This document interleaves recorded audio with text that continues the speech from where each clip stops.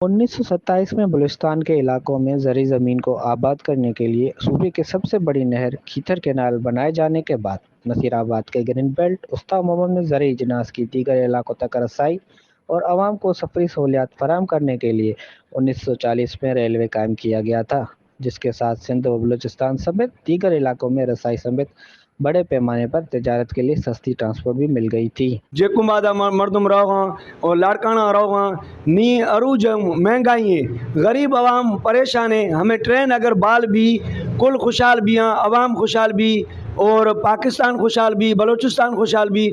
माँ वज़ीर आला सरफराज बुकड़ी से अपील करा लोला लाई और कोलू बारखाना ट्रेन बाल है, मई बलूचिस्तान उस्ताद मोहम्मद ट्रेन छब बाल न भी गए। हमें गुजारिश करना मज़े इदारा है और मज़े सदर वज़ीर आज़म कुल हमें अपील करना मैं ट्रेन बाल करें।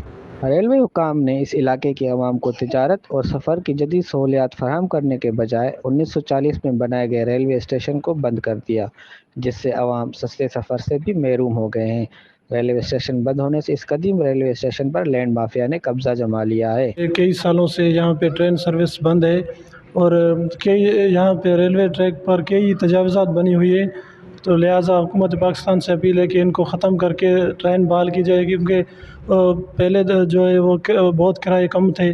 अभी किराया ये ट्रांसपोर्ट माफिया ने किरायों में काफ़ी इजाफ़ा कर दिया है, तो इंशाल्लाह अगर ट्रेन चलेगी तो इससे गरीब और आवाम को रिलीफ मिलेगा।